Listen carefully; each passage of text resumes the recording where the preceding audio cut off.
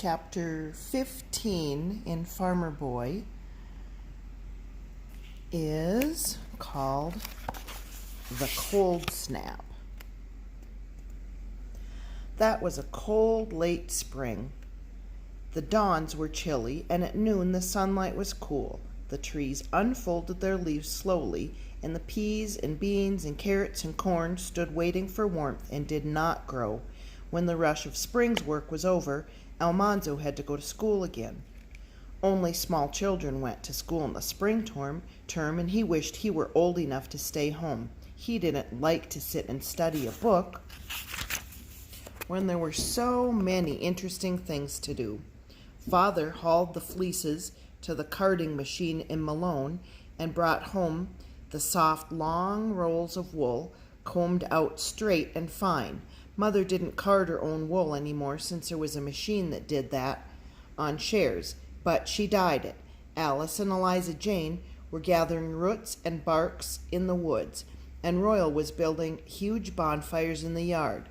They boiled the roots and bark in big cauldrons over the fires, and they dipped their long skeins of wool thread that Mother had spun, and they lifted them out on sticks, all colored brown and red and blue. When Almanzo went home from school, the clotheslines were hanging full of colored skeins. The cauldrons mean that they're just really big, huge kettles. Mother was making soft soap, too. All the winter's ashes had been saved in a barrel, and now water was poured over them, and lye was dripping out of the little hole in the bottom of the barrel. Mother measured the lye into a cauldron and added pork rinds and all the waste pork and beef fat that she had been saving all winter. The cauldron boiled, and the lye and the fat made soap. Almanzo could have kept the bonfires burning. He could have dipped the brown and slimy soap out of the cauldron and filled the tubs, but he had to go back to school. He watched the moon anxiously, for in the dark of the moon in May he could stay out of school and plant pumpkins. Then, in the chilly early morning, he tied a pouch full of pumpkin seeds around his waist and went to the cornfield. All the dark field had a thin green veil of weeds over it now. The small blades of corn were not growing well because of the cold. At every second hill of corn, in every second row, Almanzo knelt down and took a thin pumpkin seed between his thumb and finger. He pushed the seed, sharp point down, into the ground.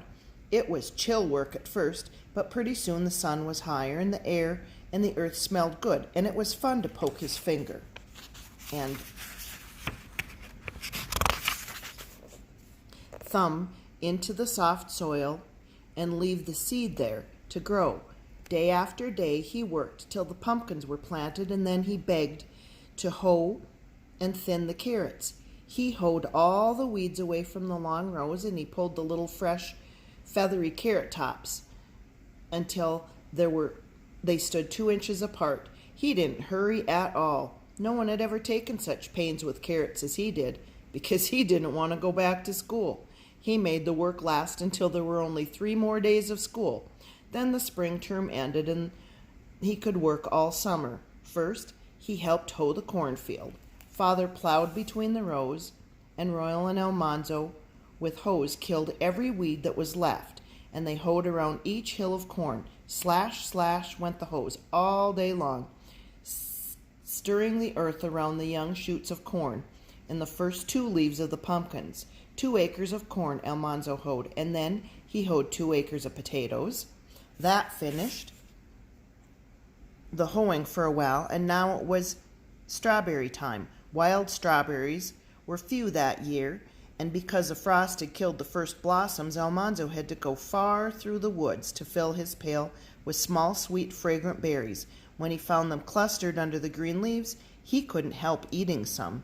He snipped off the green twigs of wintergreen and ate them too, and then he nibbled with his teeth the sweet, sour wood sorrel stems right up to the frail lavender blossoms.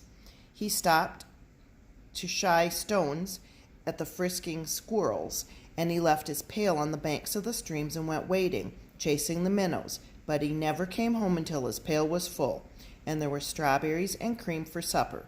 and the next day Mother would make strawberry preserves. I never saw corn grow so slowly, Father worried. He plowed the fields again, and Almanzo helped Royal hoe the corn. But the little shoots stood still, and on the 1st of July, they were only 4 inches high.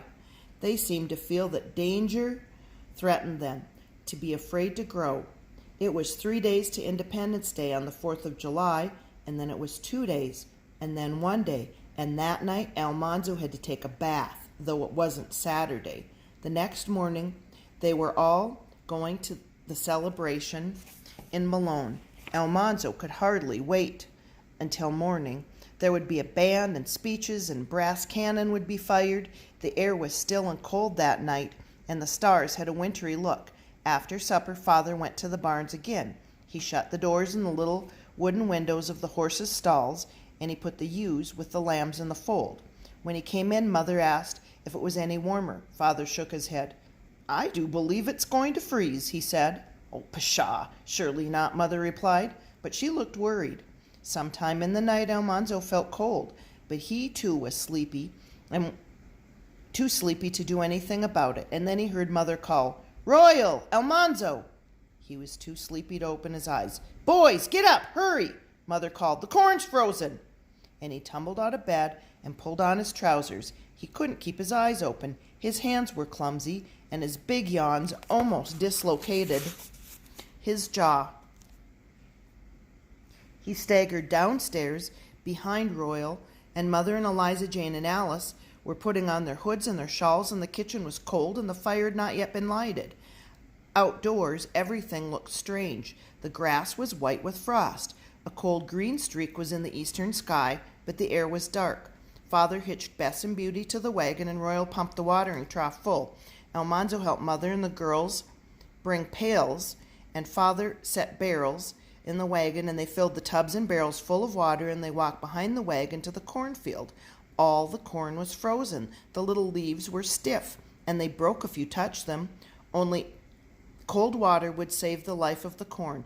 Every hill must be watered before the sunshine touched it, and the little plants would die. There would be no corn crop that year.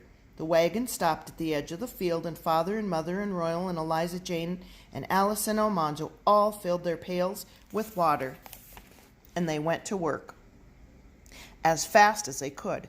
Almanzo tried to hurry, but the pail was heavy and his legs were short. His wet fingers were cold, and the water dropped against his legs, and he was terribly sleepy. He stumbled along the rows at every hill of corn, and he poured a little water over the frozen leaves. The field seemed enormous. There were thousands and thousands of hills of corn. Almanzo began to be hungry, but he couldn't stop to complain. He had to hurry, hurry, hurry, so he could save the corn. The green to the east turned pink, and every moment the light brightened. At the first, the dark had been like a mist over the endless field. Now Almanzo could see to the end of the long rows, and he tried to work faster. In an instant, the earth turned from black to gray, and the sun was coming over the hill to kill the corn.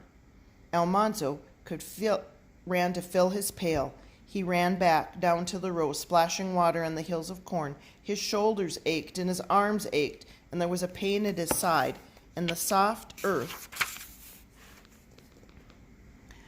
hung at his feet. He was terribly hungry, but every splash of water saved a hill of corn. In the gray light, the corn had faint shadows now.